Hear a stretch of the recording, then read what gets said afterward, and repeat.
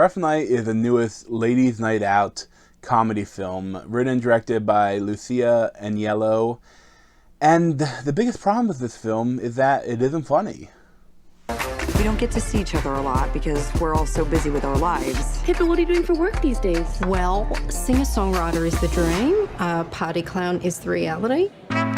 So this movie has an excellent cast, with the main group including Scarlett Johansson, Jillian Bell, Zoe Kravitz, Ilana Glazer, and Kate McKinnon.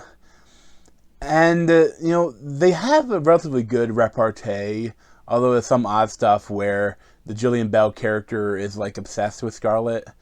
And, some of the stuff that they have with them is okay, but it's, I think, a waste of their talents, really. And I find a little odd, too, that it seems like they're not the same age. Scarlett Johansson, Jillian Bell, and Kate McKinnon are, the same age. That's, a couple years older than me. And Zoe Kravitz and Ilana Glazer look like they're a couple years younger than me. And, it almost seems like it's, at least a 3-4 year age difference between them. And it looks like it's even more, but I think I looked with Asia, I think it's only 3 or 4 years. But it looks like it's almost a decade in between them, at sometimes. But, they'll never even try to explain it, but, it's fine, it's Hollywood, that's fine. The setup of the film is that these college best friends are getting together for a bachelorette party for Scarlett Johansson's character. So they go to spend a crazy weekend in Miami, and stuff goes wrong when a stripper is killed by the one girl when they jumps on them and hits his head on the corner of the fireplace. And the tone of these scenes are very odd. They just murder the guy and they're still kind of objectifying him. And there's some really weird stuff. The tone is they're not trying to be funny, but they're also not trying to be serious. So it comes off as a little weird. When they're trying to hide the body, and then they're trying to get rid of the body, and they're trying to get rid of the neighbors, the sex addict neighbors' cameras that may have filmed it. And there's just a whole lot of shenanigans there. It's kind of goofy. And through all this, none of it is just very funny. The Kate McKinnon character is I love her on Saturday Night Live, but I don't understand, she feels like she has to play a character in everything she does, and this character she's playing, an Australian woman, and it's just, I haven't liked her in any movie she's done, and it sucks because I love her on Saturday Night Live. But, again, she's doing a weird voice and a weird face, and, that's whatever. But the funniest part of the film is it's goofy to say, but it's her fiance, having her own bachelor party, Paul W. Downs. This stuff is really funny.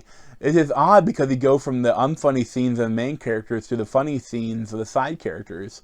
The whole, at first you're not sure if you're gonna but they're having a wine tasting, and this is kind of funny the difference between the two with when they're partying and they're in a wine tasting. But then once it comes out, the Scarlett Johansson freaks out and calls them, and then one of the other friends breaks her phone, so he thinks that something's wrong with her and she wants to break off the marriage. So he his friends kind of get him to do the astronaut crazy thing, where that one female astronaut wore diapers and drove cross country all night to get to her boyfriend who was sleeping with someone else, and someone had to win him back. They're funny scenes, especially when he's wearing a diaper in the car and he's hyped up on the energy drinks, and he meets police, and he runs out of gas, and he doesn't have any cash, and his cards were declined, so he has to do stuff to get gas money. And some of those scenes are ridiculous, but really funny. And I wish they had more ridiculous but really funny things in the main part of the movie. It was just too focused on the friends not getting along because they spent time away from each other, and having to deal with this dead body. And it's just a little it's a little odd. I just didn't like it. The end is also doesn't make any sense and it's really goofy. And to talk about why, I do kind of have to spoil it. So I probably give it like a 6.5 out of 10. I wouldn't recommend it, but for spoilers, there's a twist ending at the end of the film, and they never set it up throughout the rest of the movie. The only thing you say is that when the stripper comes in, he acts a little weird, like he acts like he was a little surprised to see the girls there. But at the same time, they never explain it, like he did the stripping after he took a piss. But then later at a certain point, the real stripper arrives, and they're like, and one of the girls knocks him out because he's coming on to her strong. So the whole idea of when the first stripper was coming on a little strong, but then the real stripper came on really strong too, even stronger than the first stripper. So like it's not done really work for that. Then you get the police come by, and you see on the TV that there is some sort of jewelry heist, and there's 3 people. And the first stripper was one of the people, and these cops were the other 2 people. They're just pretending to be cops. And, that's, like, it's odd, but okay, now you have a climatic thing. But it's not funny. Like, it's a comedy, not like a drama, or like a crime drama.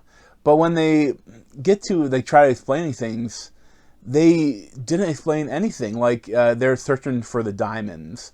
And say that the guy, when he went to the bathroom, must have hit him in the toilet or something. But they never, once, they stopped these 2 guys, they never mentioned the diamonds again. And they never mentioned why the first stripper, why he came to this house, and at the beginning, like, they never explain it. Like, the house was Scarlett Johansson's, one of her donors' house. So, I mean, did he expect it to be empty, but why wouldn't he just keep going instead of hiding out this place? Especially if he has this phone on, and the other people know his password so that they can use the Find My Phone app to find his phone and where he is. They never even attempt to explain why he was there. It's just kind of odd. And watching this film and watching a lot of the comedies that have come out in the past 2 years, it has me worried for the future of comedy in Hollywood now. They're just making unfunny comedies, and they haven't seen a good comedy in years. And it sucks. Hopefully that they can get a real comedy, but it's tougher now because they're not just focused on the American box office. They're focused on the worldwide box office. And a lot of time, good humor is tough to localize to other cultures or other languages. So I guess it's try to make the humor stupid, but by doing that, it just isn't funny. But thanks for watching, and you can check out my other video playlists around my head.